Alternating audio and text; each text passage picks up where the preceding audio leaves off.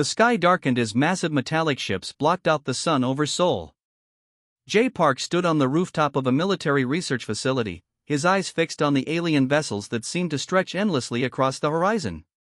No one had expected this. No one was truly prepared. Commander Roca of the Galactic Invasion Fleet watched the blue planet through his advanced holographic displays. Earth looked peaceful, almost fragile. His species had conquered dozens of worlds, and this one seemed no different. Small technological centers, divided nations, primitive defense systems, all perfect indicators of an easy conquest. The first wave of alien dropships descended like metallic raindrops, cutting through the atmosphere with precision. Military bases across South Korea detected the incoming vessels, but their initial response was confusion rather than organized defense. Standard protocols didn't account for extraterrestrial invasion. Jay knew something the aliens didn't. Humans might look divided, but they had an incredible capacity to unite when threatened. He watched the first dropships land in open fields near military installations, their hulls gleaming with advanced metallic alloys that reflected sunlight like mirrors.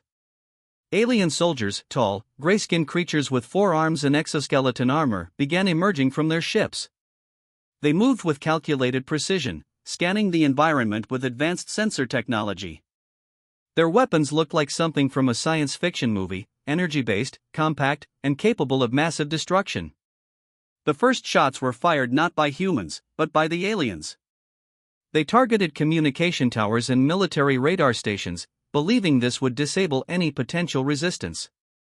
But humans had backup systems, underground networks, and a resilience that no technological assessment could properly measure. Jay Park activated emergency communication protocols. Within minutes, military units across the region were receiving encrypted messages.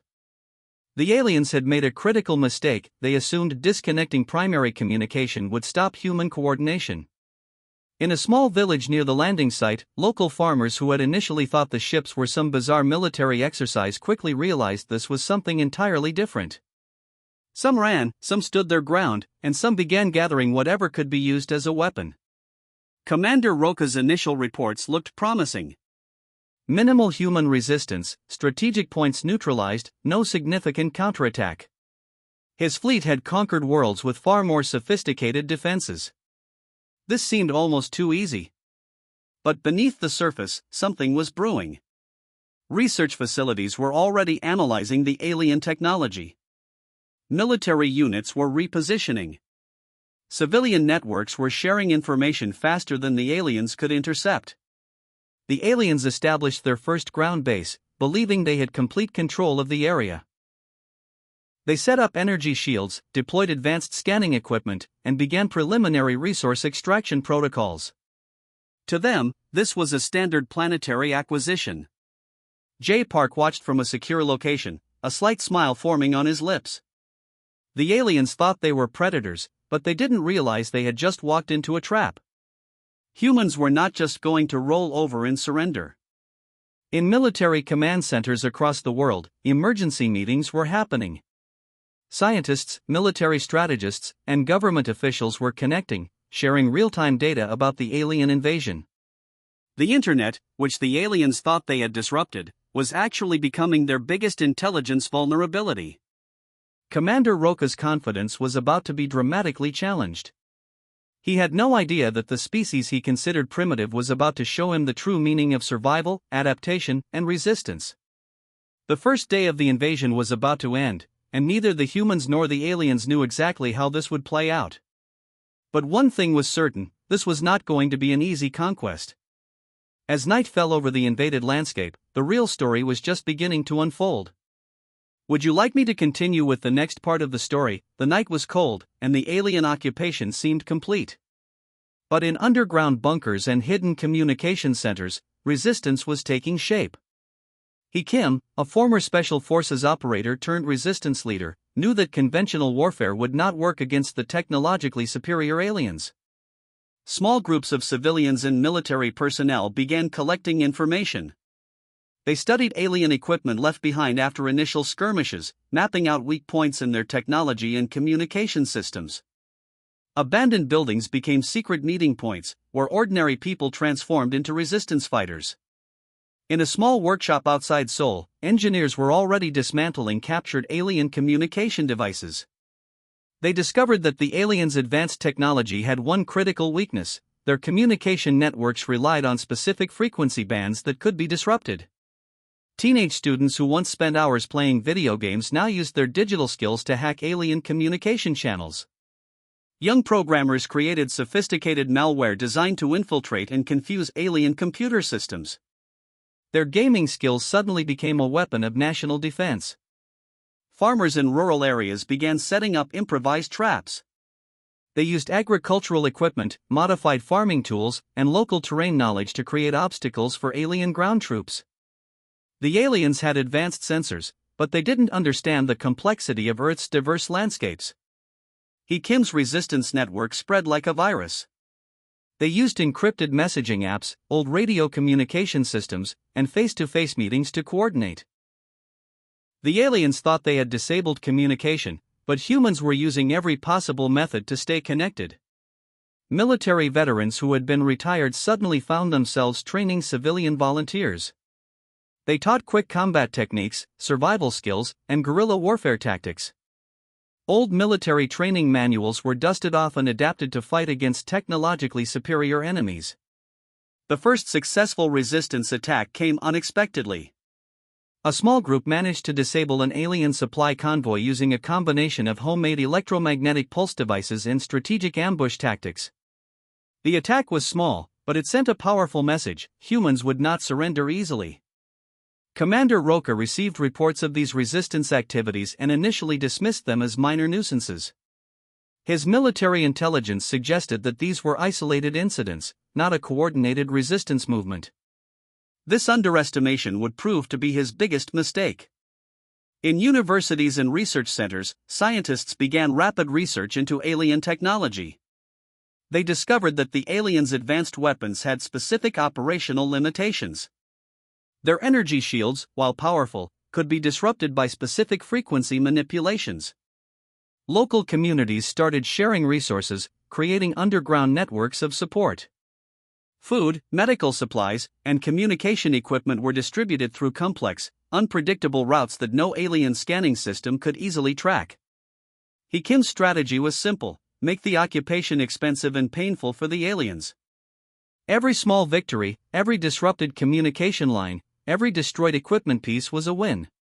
The resistance wasn't about winning massive battles but about making the invasion progressively more difficult. Young people became particularly effective resistance members. Their adaptability, technological skills, and willingness to take risks made them perfect for unconventional warfare. Social media, typically used for entertainment, now became a tool for resistance coordination. The aliens began to realize that their initial assessment of human capabilities was fundamentally wrong. What looked like a disorganized, divided species was transforming into a highly adaptive, resilient fighting force. Underground tunnels, originally built for civil defense during previous conflicts, now became crucial resistance movement routes. These networks allowed quick movement, communication, and strategic positioning that the aliens couldn't easily detect. As dawn broke, the alien occupation forces started to feel the first real signs of resistance. Small attacks, communication disruptions, and constant strategic challenges began wearing down their initial confidence. The humans were fighting back, and they were doing it in ways no invasion manual could have predicted. Commander Roca would soon learn that conquering a planet was far more complicated than his previous missions. Humans were not just another species to be conquered, they were a force of nature, unpredictable and unbreakable. The resistance had begun, and nothing would be the same again. Would you like me to continue with the next part of the story? The research facility hummed with an electric intensity. Wu Li, a quantum physicist with wild hair and even wilder ideas, stood surrounded by dismantled alien technology. His team worked like a well-oiled machine, transforming captured equipment into something entirely unexpected. Alien communication devices lay in pieces across multiple workstations. What seemed like complex circuits to the invaders became puzzle pieces in human hands. Universities and research centers across the globe had secretly formed a global network, sharing every discovered alien technological secret within hours. Young engineers found creative solutions that defied traditional scientific understanding. They realized the aliens' technology, while advanced, followed predictable algorithmic patterns. Each discovered pattern became a weapon, each decoded signal a potential breakthrough. Military laboratories began producing experimental devices that could disrupt alien energy shields. These weren't just defensive tools, they were technological adaptations that turned alien strengths into vulnerabilities. The invaders had no idea how quickly humans could reverse engineer their most advanced equipment. Satellite networks, initially thought destroyed, were being reconstructed using hybrid human-alien technologies. Communication systems that once took months to develop were now being created in days. The aliens had underestimated human innovation and collaborative potential. Woolley's most significant breakthrough came from understanding quantum entanglement principles hidden within alien communication devices. By reconstructing these principles, his team developed communication systems that could not be intercepted or jammed by alien technologies. Global tech companies, which were once competitors, now shared resources and research. Silicon Valley programmers worked alongside Russian engineers, Chinese quantum researchers collaborated with European military technologists. The alien invasion had done what seemed impossible, it had united human technological expertise. Drone technologies evolved dramatically. Small, adaptable unmanned vehicles were modified with alien energy components, creating reconnaissance tools that could penetrate alien defensive perimeters. These weren't just machines, they were intelligent adaptive systems that learned from each mission. Commander Roca received increasingly disturbing reports. Human technological capabilities were advancing at an exponential rate. What seemed like a simple planetary invasion was turning into an unexpected technological arms race. Underground hackerspaces became critical research centers. Teenagers and professional programmers worked side by side, developing sophisticated malware and communication disruption algorithms. The Internet, once considered a potential weakness, became humanity's most powerful weapon. Artificial intelligence systems, quickly adapted with alien technological insights, began predicting alien movement patterns. Military strategists could now anticipate invasion routes, defensive positions, and potential attack strategies with unprecedented accuracy. Medical research centers discovered that alien medical technologies could be adapted to treat previously incurable human diseases. What was meant to be a tool of invasion was becoming a potential source of human advancement. Energy production technologies transformed overnight. Alien power generation systems, when understood and modified, promised clean, sustainable energy solutions that could revolutionize human infrastructure. The invasion was inadvertently providing technological gifts. Woolley's team developed a breakthrough communication jamming device that could completely disable alien technological networks within a 500-kilometer radius. This wasn't just a defensive tool, it was a game-changing technological weapon. Military systems worldwide were being upgraded at an unprecedented pace. Soldiers now carried hybrid weapons that combined human creativity with alien technological principles. Training programs evolved to teach adaptability and technological innovation alongside traditional combat skills. The aliens had arrived expecting a quick conquest. Instead, they found themselves facing a species that could turn their most advanced technologies into tools of resistance within weeks. Each captured device, each decoded signal became a potential turning point. Commander Roca's confidence began to crack. The reports suggested something unprecedented was happening. Humans weren't just resisting, they were evolving technologically at a rate that defied all known invasion protocols. As night fell, research facilities continued their work. Lights burned bright, computers processed massive amounts of data, and the sound of innovation echoed through laboratories around the world. The technological revolution had begun, and humanity was just getting started. The invasion was no longer about survival. It was about proving that human potential knew no limits. Would you like me to continue with the next part of the story? Min Choi sat in a carefully hidden communications center, her fingers dancing across multiple screens. She understood something profound about warfare that the aliens had completely overlooked: the power of human psychological resilience. Global media networks, thought destroyed, had transformed into decentralized communication platforms. Every alien attempt to silence human communication only made their message spread faster. Social media platforms became weapons of psychological resistance, sharing stories of human survival, courage, and defiance. The first psychological strategy targeted alien troop morale. Broadcast signals carried stories of previous human conflicts, tales of communities that survived world wars, natural disasters, and seemingly impossible challenges. These weren't just stories, they were psychological weapons designed to instill doubt in the alien forces. Teenagers created viral content that mocked alien invasion attempts. Memes, videos, and online content spread faster than any alien communication network could track. The invaders found themselves confronting a population that used humor and creativity as defensive mechanisms. Historical documentaries about human resilience were strategically broadcast on frequencies the aliens couldn't easily block. Stories of small communities surviving against impossible odds, of civilizations rising from complete destruction, played continuously. Each story was a psychological punch against alien confidence. Min understood that fear was a universal language. She developed communication strategies that highlighted the unpredictability of human response. Alien troops began receiving mixed signals. Some areas showed complete surrender, while others demonstrated extreme resistance. Captured alien communication channels were subtly manipulated. False reports, mixed messages, and strategic disinformation created confusion within alien military ranks. What seemed like simple communication disruption was actually a sophisticated psychological warfare technique. Local resistance groups started sharing exaggerated stories of alien casualties. These stories, while not entirely accurate, spread like wildfire and began affecting alien troop morale. Rumors of unbeatable human resistance became more powerful than actual military achievements. Commander Roca received increasingly conflicting reports. His troops reported both easy conquests and unexplainable resistance. The psychological landscape of the invasion was becoming more complicated than any military strategy. Educational institutions transformed into resistance training centers. Students learned not just physical resistance techniques but psychological warfare strategies. They understood that the battle was as much in the mind as on the ground.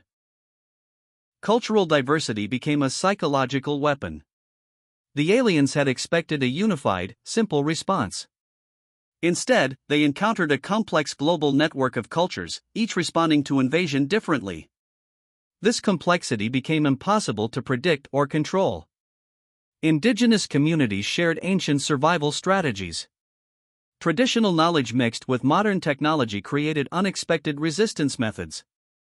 The aliens discovered that human survival instincts ran deeper than technological superiority. Religious and community leaders became unexpected psychological warfare specialists. They delivered messages of hope, unity, and resistance that resonated across different cultural boundaries. These messages were more powerful than any military communication.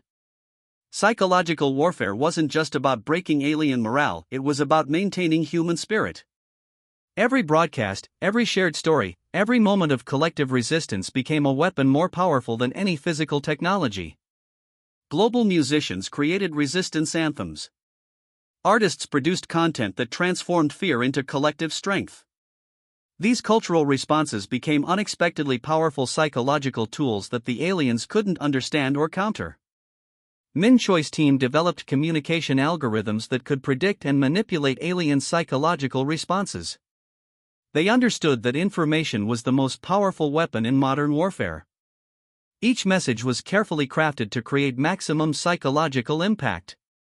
The aliens began experiencing something they had never encountered, a population that saw invasion as an opportunity for collective growth rather than destruction. Human psychological resilience was turning their military strategy into a complex, unpredictable challenge. As communication networks continued broadcasting stories of resistance, alien troops started experiencing unprecedented levels of psychological stress. The human spirit was proving to be their most formidable opponent. Commander Roca realized, perhaps too late, that he wasn't just fighting a military battle. He was confronting a species with an unbreakable psychological core, a civilization that could transform even the most devastating circumstances into an opportunity for unity and resistance. The psychological warfare had begun, and humanity was just getting started. Would you like me to continue with the final part of the story? The sky erupted with a symphony of human and alien technologies. Yun Kong stood on the bridge of the combined global defense fleet, his eyes reflecting the complex holographic displays that tracked the final battle's progression. Humanity's military had transformed beyond recognition. Ships constructed from reverse-engineered alien technologies mixed with human innovation created a fleet that was unpredictable and deadly. Each vessel carried the hopes of billions, a living testament to human determination.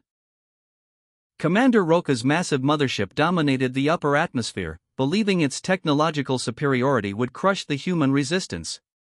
But human strategists had been planning this moment for months, turning every weakness into a potential weapon. Global military units moved with unprecedented coordination. What once were separate national armies now functioned like a single, adaptive organism. Communication networks allowed instantaneous strategy adjustments, making human forces more fluid than any rigid alien military structure. The first wave of attack came from unexpected directions. Disguised satellites, modified commercial drones, and strategically positioned ground weapons created a multi-layered assault that the aliens couldn't comprehend. Each attack was calculated, each movement precise. Quantum computing systems predicted alien movement patterns with incredible accuracy. Human military AI had learned to think beyond traditional strategic models, creating battle scenarios that defied conventional warfare principles. Yun Kang's strategy was simple: make the invasion more expensive than any potential planetary resources could justify. Every alien ship destroyed, every troop unit neutralized represented a victory that went beyond military achievement. Civilian populations became unexpected combatants. People used whatever technologies were available, from modified farming equipment to experimental energy weapons. The entire human civilization had become a single, unified fighting force. The alien mothership's defensive systems started experiencing unexplained failures. Hybrid human-alien technologies developed in secret research facilities were systematically dismantling their most advanced protective mechanisms. What seemed like random attacks were carefully orchestrated technological disruptions. Commander Roca watched in growing horror as his invasion plan collapsed. Human forces weren't just defending, they were systematically destroying every strategic advantage the alien fleet possessed. The unpredictability of human response had become their most powerful weapon. Space became a complex battlefield where technology, strategy, and human spirit collided. Damaged alien ships tumbled through the atmosphere, their once perfect technological systems now vulnerable to human counterattacks. Underground resistance movements launched simultaneous attacks on alien ground positions. Cities transformed into complex battlegrounds where every street, every building became a potential defensive position. The aliens discovered that conquering a planet meant more than technological superiority. Yun Kang's final strategic move involved a concentrated attack on the alien mothership's central communication and power systems. Using a combination of captured alien technologies and human innovation, they created a precise, devastating assault. The mothership's massive energy systems began to fail. Explosions rippled across its technological infrastructure, revealing vulnerabilities that no alien invasion manual had ever anticipated. Human creativity had turned technological complexity into a fatal weakness. Commander Roca initiated emergency retreat protocols, but it was too late. The human counterattack had systematically removed any possibility of an organized withdrawal. What was meant to be a simple planetary conquest had become a complete military disaster. Global celebration erupted as alien ships began their chaotic retreat. Not through military surrender, but through a comprehensive defeat that challenged everything they understood about planetary invasions. The final moments of the battle represented more than a military victory. It was a statement about human potential, about a species that could transform seemingly insurmountable challenges into opportunities for growth and unity. Yun Kang watched the retreating alien fleet, understanding that this was more than a war. This was a message to the universe about humanity's true nature: adaptable, resilient, and fundamentally unbreakable. As the last alien ships disappeared from Earth's atmosphere, a new chapter in human history began. The invasion was over, but humanity's journey was just starting. Would you like me to elaborate on any part of the story?